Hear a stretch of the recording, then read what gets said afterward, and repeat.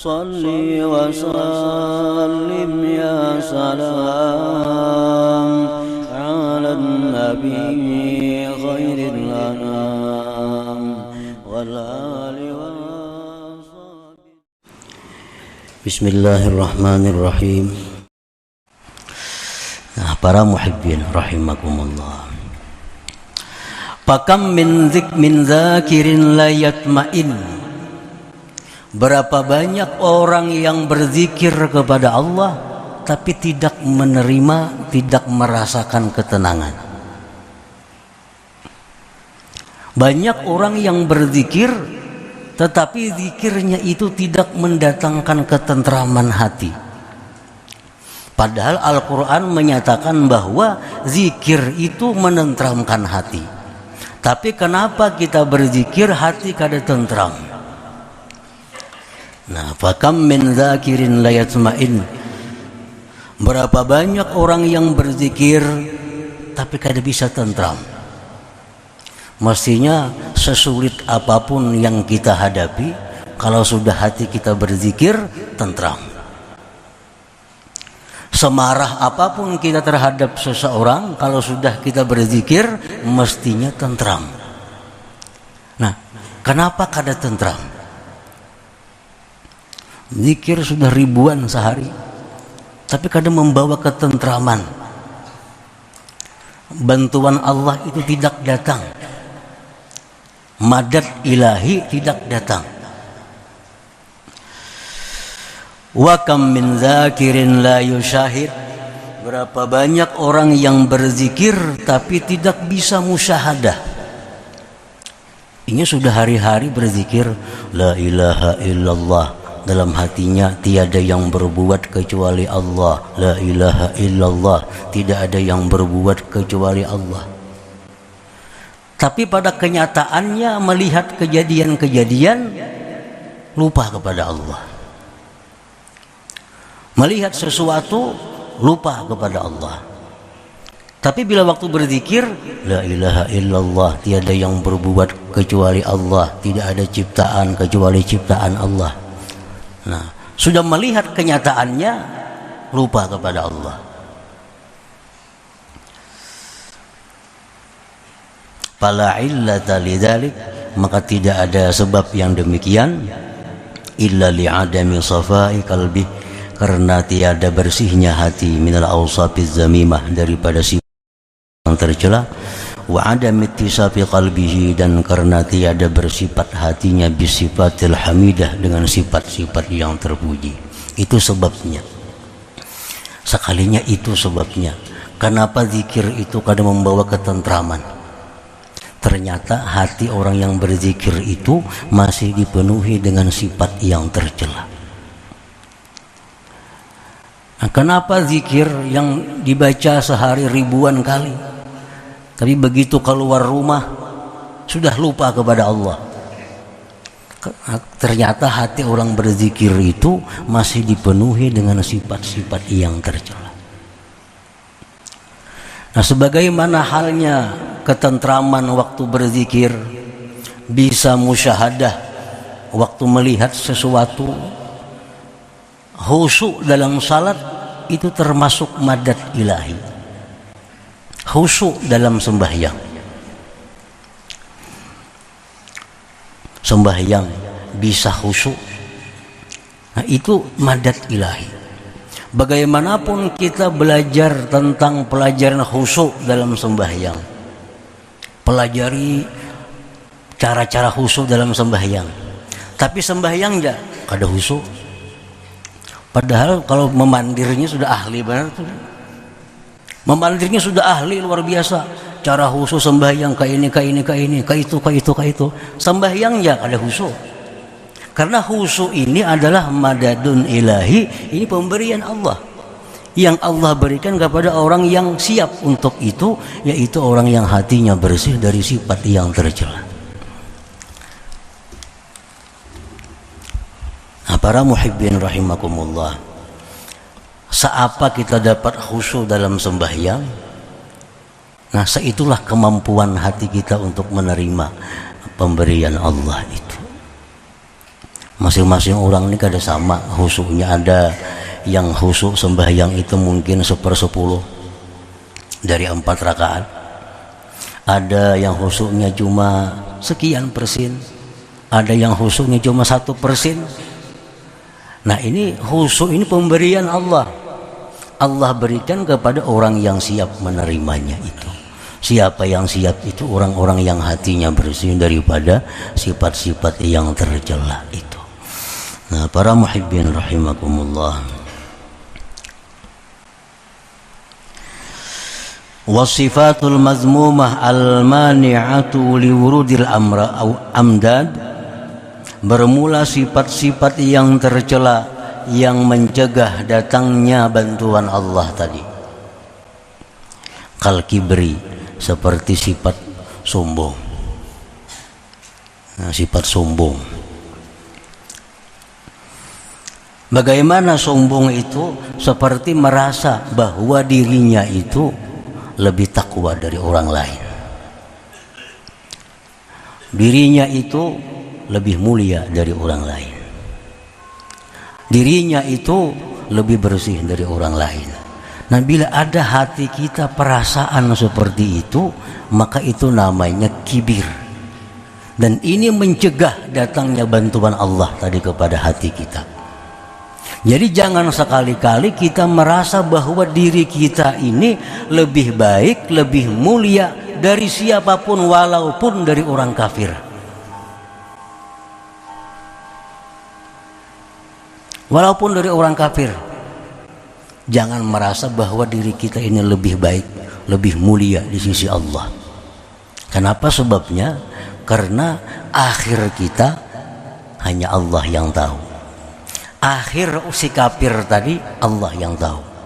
Barangkali kita hendak mati, kita jadi kafir, inya jadi Islam. Kan kada tahu lagi. Nah, jadi apabila kita merasa bahwa diri kita lebih baik, lebih mulia dari orang kafir, berarti kita sudah ada sifat sombong dalam hati kita.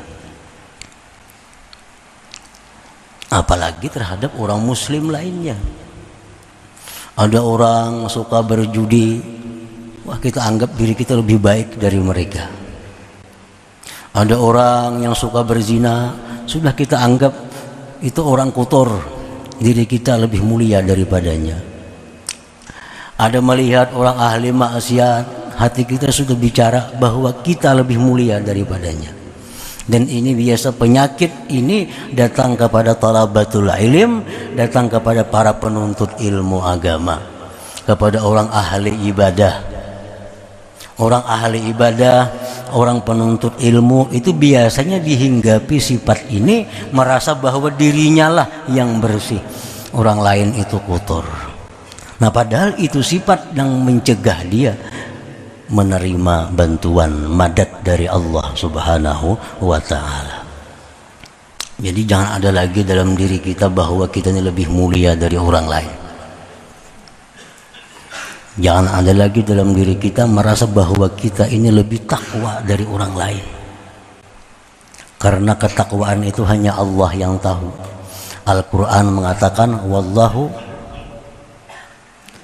ya'lamu man ittaqa. Allah mengetahui dengan orang yang takwa. Kita kada tahu. Jangan ada dalam hati kita merasa bahwa kita lebih takwa walaupun dari penjudi. Jangan ada dalam hati kita merasa lebih takwa walaupun dari ahli zina. Karena barangkali dia hanya zina dosanya, sedangkan kita macam-macam dosa. Ada ria, ada sombong, ada dengki. Nah, kita kada tahu itu. Jangan ada lagi perasaan bahwa diri kita lebih mulia dari siapa jua pun. Nah, ini bila sudah demikian, kibir sombong itu hilang dari hati kita. Dan ini membuka untuk menerima madad ilahi, bantuan dari Allah tadi, sehingga kita berzikir tentram hati. Kita membaca Quran tentram hati, sembahyang lebih khusyuk. Kita berzikir bisa musyahadah kepada Allah kalau sudah pencegahnya ini hilang dari hati kita. Nah, para muhibbin rahimakumullah, Qala Allah Ta'ala, firman Allah Ta'ala, sa'asrifu an ayati alladzina yatakabbaruna fil ardi bighairil haqq. Allah menyatakan, selagi aku palingkan ayat-ayatku terhadap orang yang berlaku sombong di muka bumi. Jadi artinya orang yang dalam hatinya itu ada kesombongan, itu dipalingkan Allah daripada bantuan Allah Subhanahu wa ta'ala, berupa khusyuk, berupa nikmatnya ibadah, berupa musyahadah. Nah, itu dipalingkan oleh Allah terhadap orang-orang yang sombong tadi. Wa qala ta'ala, firman Allah Ta'ala, kadzalika yatba'ullah ala kulli qalbi mutakabbirin jabbar. Seperti demikianlah Allah mengunci,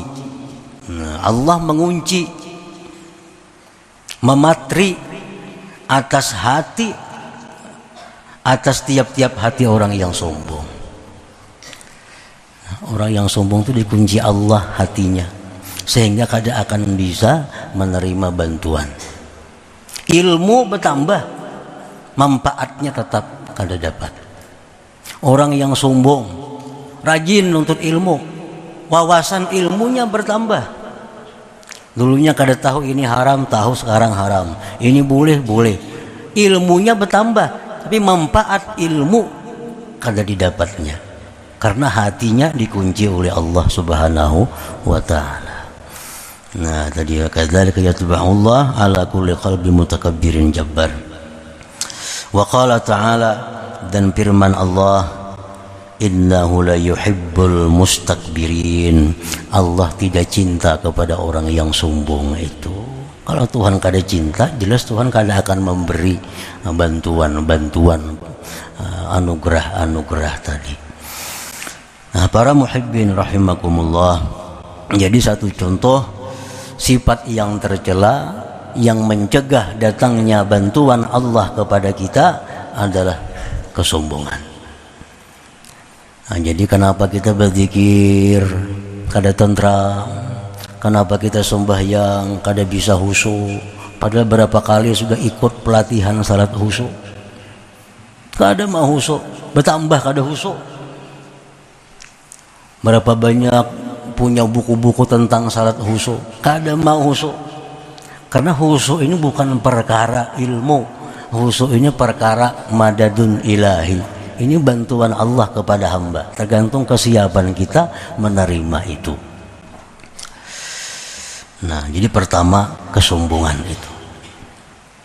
Yang paling ringkas mengartikan kesombongan itu bahwa merasa dirinya lebih daripada orang lain. Bukan lebih kaya. Kalau memang sugih, merasa lebih sugih daripada si miskin, kada jadi soal. Ini merasa lebih mulia, nah, merasa lebih takwa, merasa lebih bersih. Nah, ini yang dimaksud dengan kesombongan itu. Kalau orang merasa dirinya bungas pada orang lain, kalau bujur-bujur bungas ya kada jadi masalah. Itu lain sombong artinya. Membungas orangnya, dalam hatinya bungas kepada itu, nah kada jadi soal, memangnya bungas. Ini perkara zahir. Nya bisi duit 1 triliun, nang saya kongone 1 miliar, akhirnya sugih aku pada itu, kada jadi soal, tuh bujur aja itu. Yang dimaksud sombong ini adalah urusan yang dia tidak tahu, seperti merasa lebih takwa, merasa lebih diperhatikan Allah, merasa dirinya suci. Nah, ini kesombongan itu. Nah, para muhibbin rahimakumullah, yang kedua yang mencegah datangnya madad ilahi tadi adalah wahubbud dunia, mencintai dunia. Apa itu dunia? Yang bila kita cinta kepadanya menutup bantuan Allah. Nah, dunia itu artinya adalah sesuatu yang membuat kita sengsara di akhirat. Itu dunia. Nah, sesuatu yang membuat kita sengsara di akhirat, itulah dunia. Apabila kita mencintai sesuatu yang membuat kita sengsara di akhirat, apapun sesuatu itu, nah maka itu mencegah datangnya madad ilahi tadi. Seperti mencintai kemaksiatan, mencintai barang-barang yang membawa kepada kemaksiatan. Nah, ini dunia. Kalau mencintai sesuatu yang mendatangkan kebahagiaan di akhirat, itu bukan dunia. Aku cinta dengan duit. Kenapa cinta duit? Karena duit ini aku bisa bersedekah. Duit ini aku bisa berwakaf. Duit ini aku bisa memberikan ini untuk kebaikan, untuk jalan Allah Subhanahu wa taala. Maka duit seperti itu bukan dunia. Karena membawa kebahagiaan di akhirat. Jadi apabila ada dalam hati kita mencintai sesuatu yang membuat susah di akhirat, nah maka itu dunia. Baik ilmu, baik harta, baik kedudukan, apapun. Nah ini mencegah datangnya madadun ilahiyun tadi.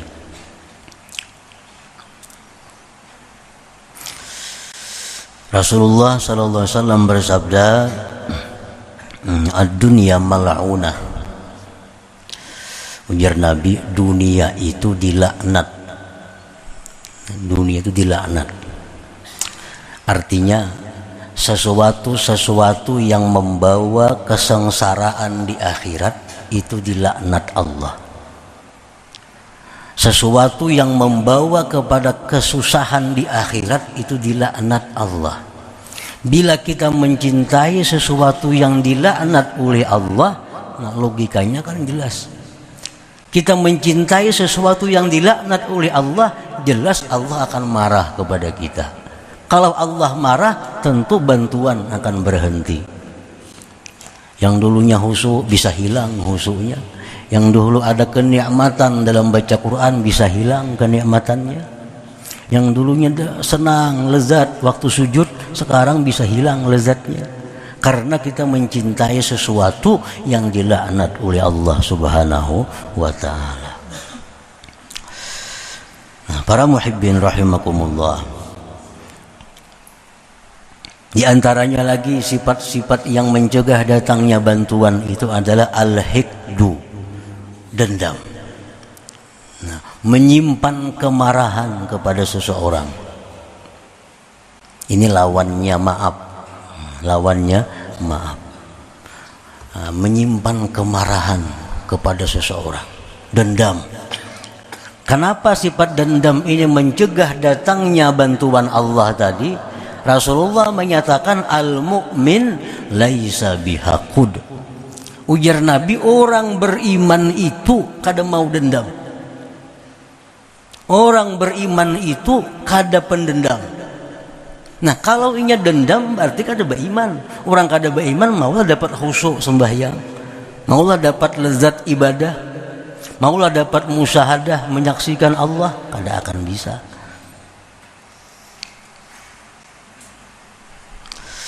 Nah para muhibbin rahimakumullah, itu contoh tiga.